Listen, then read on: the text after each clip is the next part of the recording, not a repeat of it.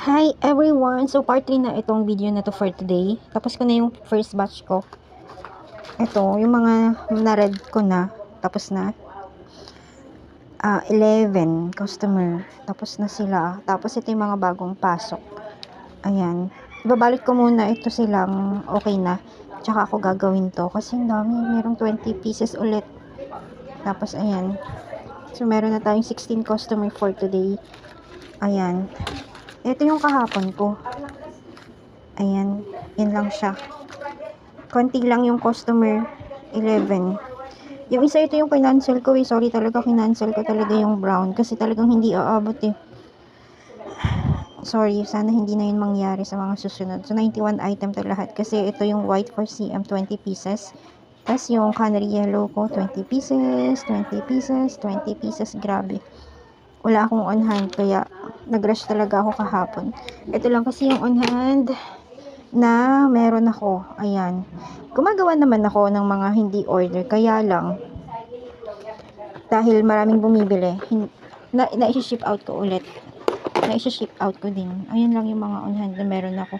Sana magkaroon ako ng time na makagawa ng marami dahil hindi ako makagawa. May baby kasi ako eh. Tapos yung iba naman nandun. Ayan. Ayan yung mga on hand. Gulo pa niyan, gulo. So ito, papakita ko yung ito yung 8cm, ay 8cm tuloy, rhinestone tassel earrings. 8cm yung haba ng tassel niya. Ayan. Tapos ito yung 6cm. 6cm yung haba. Tapos ito yung 4.5cm. Meron pang isa yung 7cm. Walang order. Ay pero meron ako para ma-sample ko. Ayan, yan kompleto na sila. Ito yung 4cm.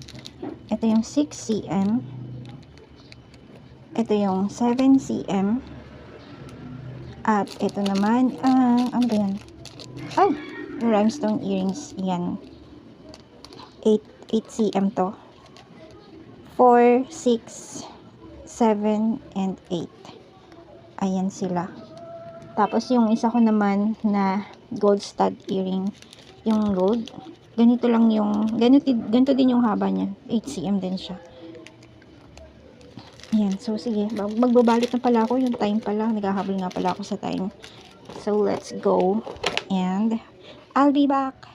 Hey, I'm back. So ito na nga, nabalot ko na yung 11 customer. Ito na sila. 1, 2, 3, 4, 5, 6, 7, 8, 9, 10, 11. Ayan. 11.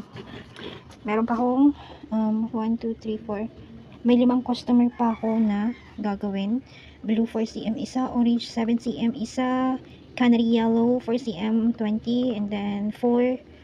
Tapos red, green, blue, orange, sky blue, yellow, and neon. Meron pang pumasok na mga order.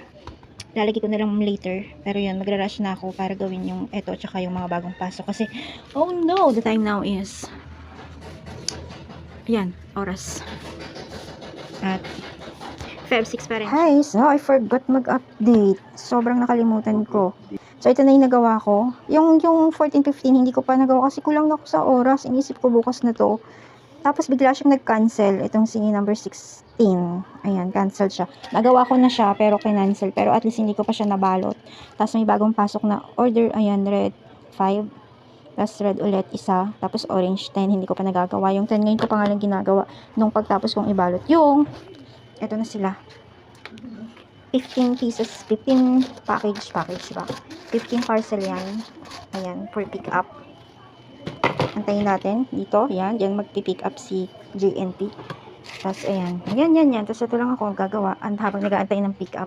Ginagawa ko to yung 14, 15 and yung 19. Kung aabot, kung hindi, didiwag kasi anong oras na? Quarter to 3 na. Kasi galing kami sa ayan o. Tapos ito pa yung isa.